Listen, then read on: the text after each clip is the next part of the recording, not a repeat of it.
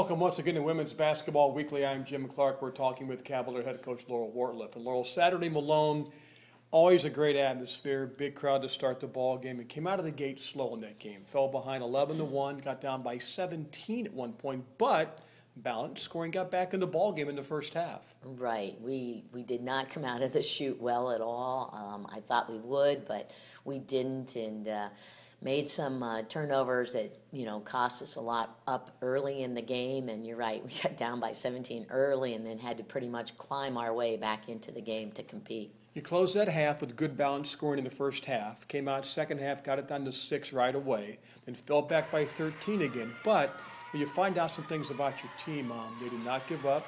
They still pressure defensively. All of a sudden, down by 13, then down by 8 with 10 to go. And then down by 4 with 2:30 to go.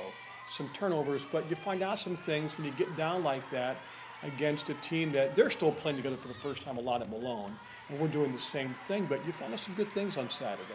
Right.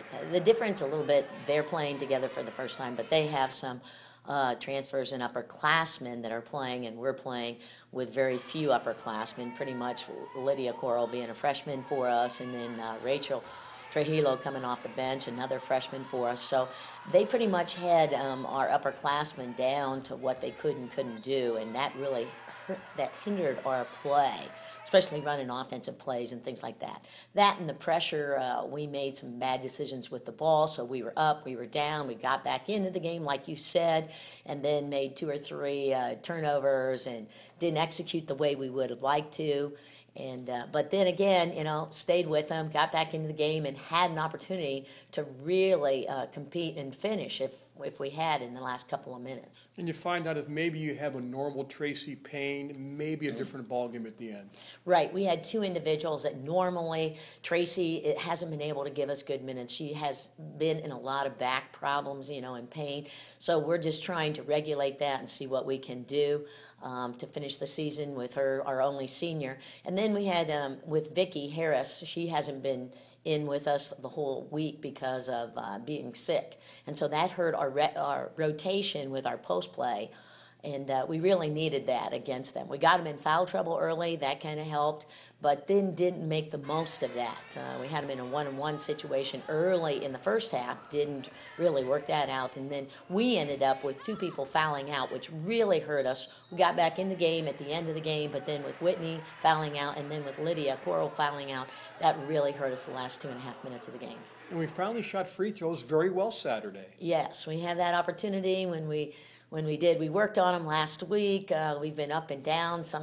One game we shoot 80%, and the next time we shoot ourselves in the foot. So we've been working on that in practice, and so we did. We shot the ball well from the free throw line.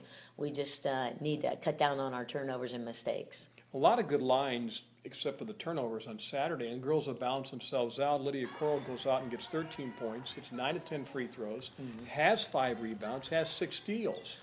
And then Maggie Berry goes the same way, 14 points and 10 boards. She'll get you a couple of blocks and steals, with the turnovers kind of negated some of the things those 2 did. Right.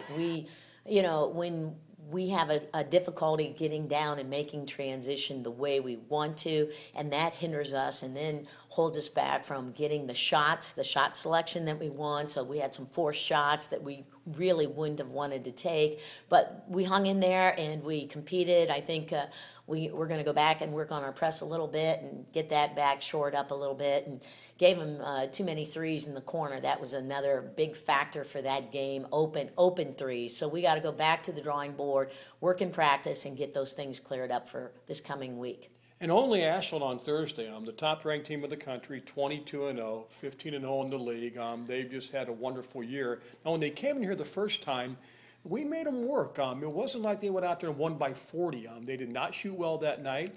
Doherty, which is scary, had a tough night, which means she might be ready for Thursday, but they have all the elements. They just had a great year. Yes, the difference is playing at their place, but also Carrie Doherty did injure her knee, and so they've held her back right now, and they're doing rehab on it. So we don't know how much Carrie Doherty we're going to see on Thursday. Personally, I don't think a lot. if at all. But the rest of the team has really stepped up in her absence, and so they're still undefeated and playing well and still beating everyone by a lot. So we have our hands full, no matter if we see Carrie Doherty or not. But you're right, we'll give them a game and we'll compete and we'll see what we can do on Thursday against them. It's Thursday there at 7:30, then Saturday on the road, Lake Erie, 7 o'clock. Their struggle, they've lost 13 of 14. If we play well, they can be had. Right, and that's on the road also, and our players know that. We know that we gave one away when we played them here the last time, and so we're a different team, and we're still competing, and it's February, and we're hungry for wins, and so that makes a big difference in a team that hasn't been quite as successful as what you'd like. So going in against Lake Erie, we know that we can be successful against them. So we'll see what happens. Vicki Harris back this week? We hope so. Thanks and good luck. Thank you. Cavs are on the road Thursday at Ashland, 7:30, and then Saturday at Lake Erie at 7. Both games broadcast live on 95.9 The Light, WNPQ. I'm Jim Clark, and that's Basketball Weekly.